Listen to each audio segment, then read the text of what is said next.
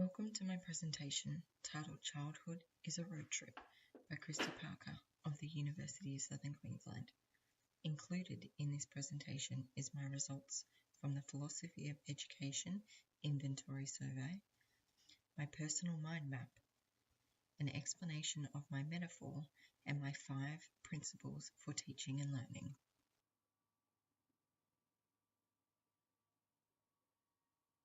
The Philosophy of Education survey consists of 15 incomplete sentences. Participants are provided with 5 options to complete each sentence, which all need to be rated on a scale of 1 to 7. 1 being strongly disagree, 7 being strongly agree, and 4 is neutral. These answers are transferred to a scoring matrix which allows the participant to calculate the scores. The highest score indicates the philosophy the participant relates to most. My results from this survey indicate that I relate mostly to the humanistic philosophy. The survey states that the humanistic philosophy purpose is to enhance personal growth and development and to facilitate self-actualization. The results of this survey helped to inform my principles of teaching and learning and develop an appropriate metaphor. With the results from the survey, I created a mind map using the guidance and knowledge of Tony Buzan, the inventor of mind maps. My mind map consists of 6 key components, which include values and beliefs, theories of learning that inform your practice, past experiences that have shaped your identity as a teacher and my understanding of learners, relationships and interactions, and the role of the environment. Throughout this mind map, there is evidence to confirm that I strongly believe that a play-based program that extends on from one child's interests will provide the most beneficial learning experiences. Play-based learning is described in the Early Years Learning Framework as a context for learning through which children organise and make sense of their worlds, as they engage actively with people, objects, and representations. Play-based learning is supported by theorists such as Lev Vygotsky, Reggio Emilia, and Maria Montessori. I believe that every child who is supported, engaged, and sets their own goals has the potential to create their own unique learning experiences. This led me to create my metaphor.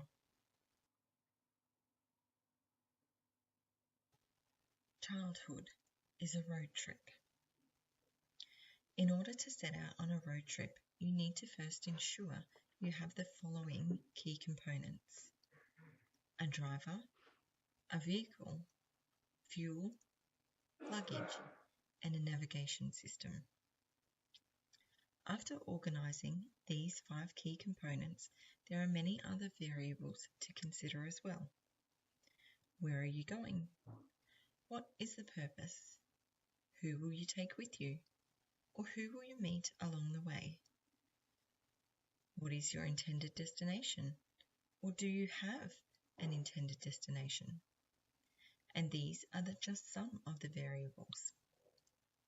There is also many unknown variables that may arise along the way. Each of these components, no matter how big or small, contribute to some part of your journey. Some may pass without much thought, however others may need more time or energy spent considering your options and the outcomes of those options.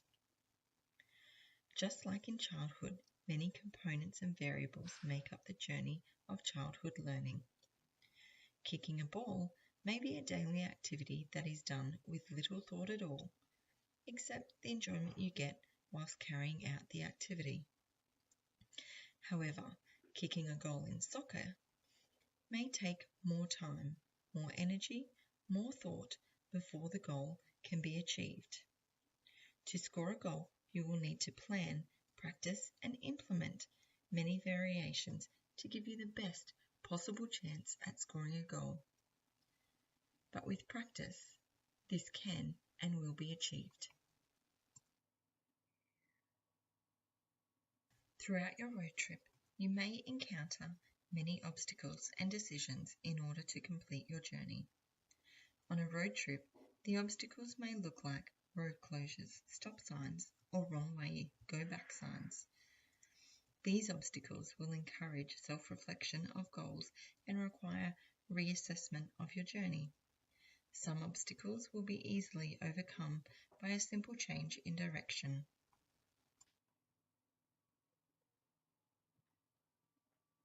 Other obstacles may appear impossible to get around or overcome.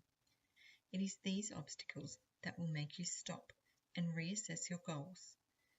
These obstacles may impact your journey greatly. They may make you consider giving up. But before making any decisions, brainstorm all possible solutions. For example, could you enlist the help and knowledge of a local? Could you find an alternative route?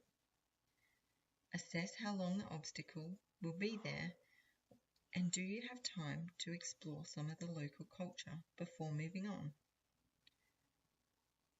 Whilst these obstacles may make everything seem hopeless, with some critical thinking, all may not be as bad as first appeared. Whilst you may miss some of your journey, think about what you have gained. Was there something you learnt, discovered, explored that you would have missed without the redirection of this obstacle?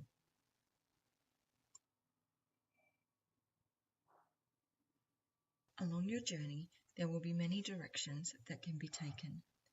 With no predetermined path, the possibilities will be endless. Roundabouts, crossroads, and varying intersections will cater for all directional changes. Some may be planned and others will be spontaneous decisions that create excitement, intrigue, adventure, and curiosity.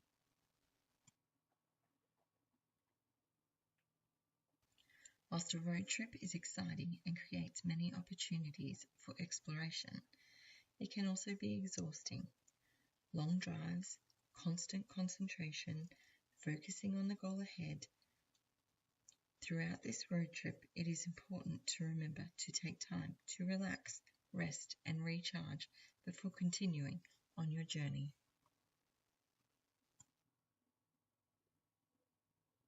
Reflection is an important part of any journey.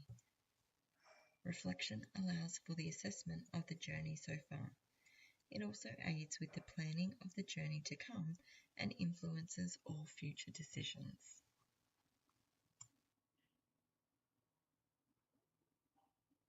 The National Childcare Accreditation Council describes play as an activity where children show their remarkable ability for exploration, imagination, and decision-making. Play supports children's physical, social, and emotional, intellectual, and literacy and numeracy development. A play-based learning has the potential to foster critical skills, understandings, and dispositions, which are essential for children's formal academic achievement as well as for their well-being. Just like in any journey, there are aspects of every journey that keep you engaged. In relation to a road trip, this could be the music that's played in the car as you're driving along the road. It could be the aspects of intrigue and curiosity. What's around the next corner? What's over that hill? These aspects keep you engaged, just as play-based learning keeps children engaged within their learning environment. Theorists who support play-based learning include Lev Vygotsky with his zone of proximal development and scaffolding theories, Reggio Emilia with her theories of collaboration and a child-centered approach, Maria Montessori also supported play-based learning, as she believed play is a child's natural way to learn. Play-based learning in action will consist of a child-centered approach where children are encouraged to make informed decisions. It will consist of an indoor-outdoor program allowing for greater choices. Self-regulation will be encouraged, and while staff will plan and implement appropriate learning experiences, students will be encouraged to collect their own materials in order to further extend their learning. Interest-based learning is the utilization of a child's interest in learning experiences. It is believed that children learn best when they are interested. Interests create engagement. A child's interests can provide opportunities to explore experiences that a child would not usually participate in without their interest being included. Just like in a childhood learning environment, interests are what keep us going. Interest-based learning, when being related to the metaphor childhood is a road trip, can be the driver's interest in the final destination, or it could be a pit stop along the way, a place that they've always wanted to go, a beach that they've always wanted to see, a waterfall that they've always wanted to swim in. Something that is interesting to them, that keeps them going along the path or journey to the next stop or pause in the journey. Theorists who support interest-based learning include Maria Montessori and the Early Years Learning Framework. Maria Montessori supports the idea that children learn best when they are interested. The Early Years Framework, Outcome 4, states that children are confident and involved learners who follow and extend their own interests with enthusiasm, energy, and concentration.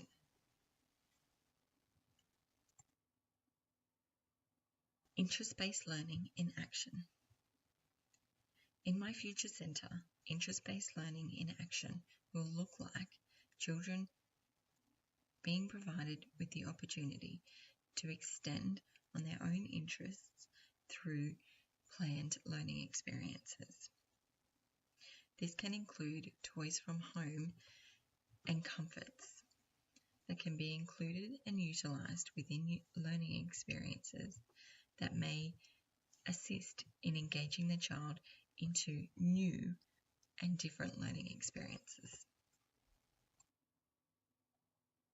The environment consists of both physical and emotional environments.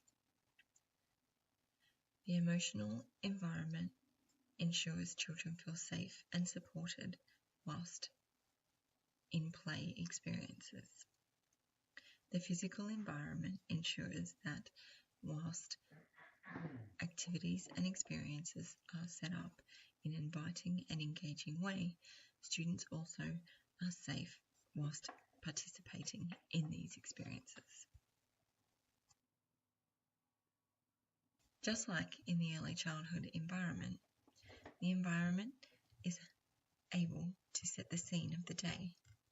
If it's engaging and inviting, the day may run smoothly. Just like in a road trip, if the scenery is inviting and engaging, you're more likely to continue along that path. However, if the scenery turns dark and gloomy, you may decide to pause, redirect, or stop completely, change your path.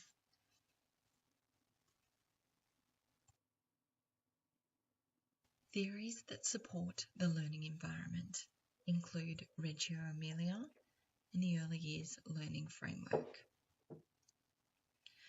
Reggio Emilia believes that both the physical and emotional learning environments need to be considered in the planning and implementation of experiences. The Early Years Learning Framework, Outcome 2, children are connected with and contribute to their world. The Early Years Learning Framework also states that the environment caters for different learning capacities and learning styles and invites children and families to contribute ideas, interests, and questions. The environment in action will be an inspiring and engaging environment full of learning possibilities where children will be encouraged to take risks, work collaboratively with peers, investigate, explore, challenge themselves, while still providing areas for rest and relaxation. These areas will flow inside and out as one through an indoor and outdoor program.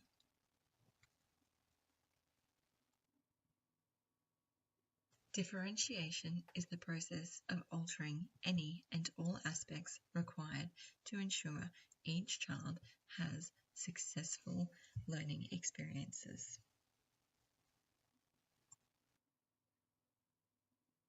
Throughout the learning environment, you will come across students who have their own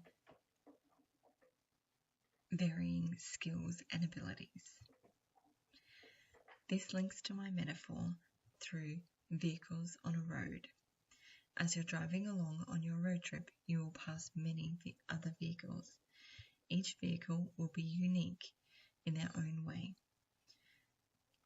Size of the vehicle, the color of the vehicle, the features that the vehicle has all contribute to the differentiation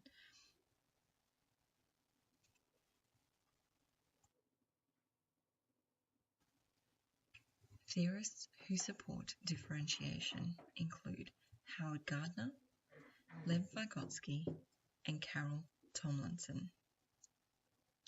Howard Gardner has his theory of multiple intelligence.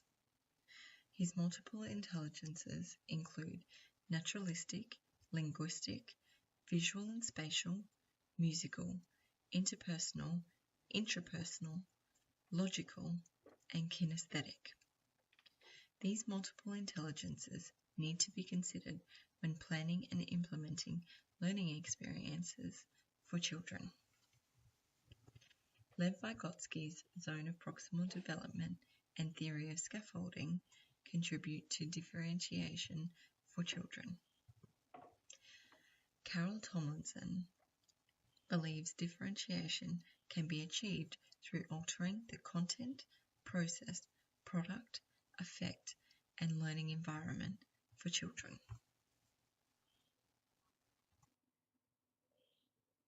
Differentiation in action will be the process of providing support and guidance for all students to achieve success. This may be done by only altering learning experiences slightly. It may be offering additional support or even just encouraging the child to try. Other ways to differentiate will require more planning before implementation can proceed. All children need to feel that they can achieve success.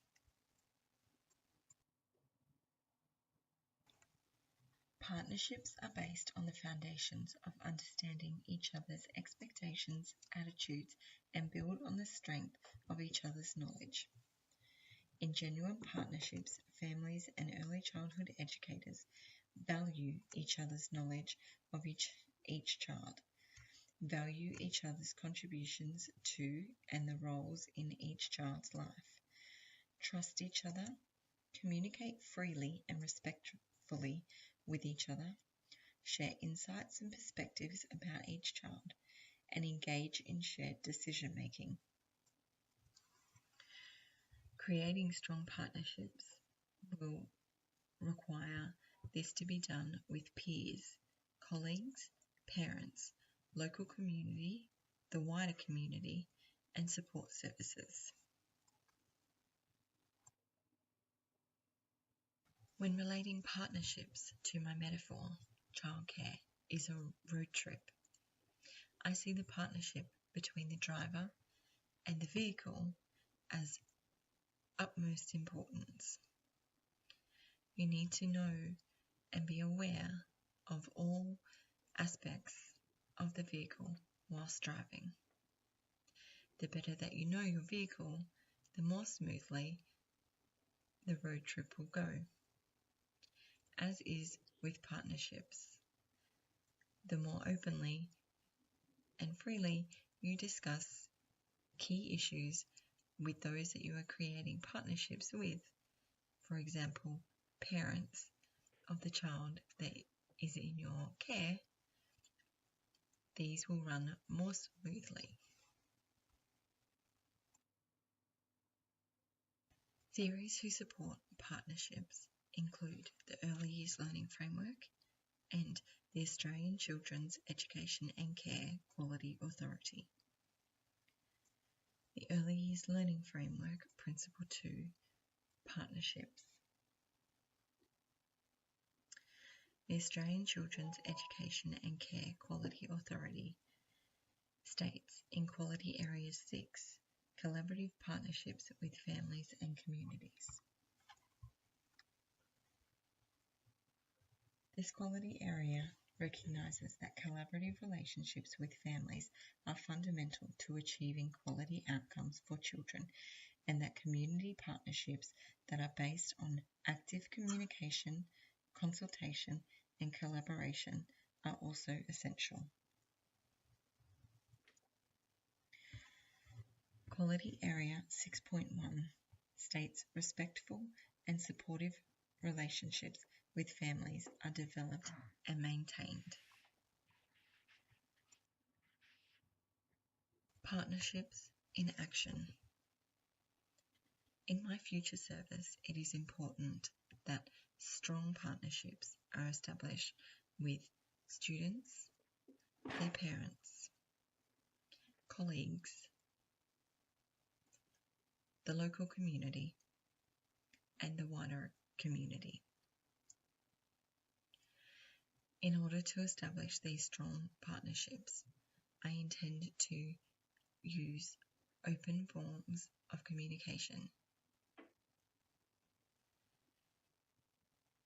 establish a strong and ongoing relationship with support services to ensure that parents and families in need can be supported when needed.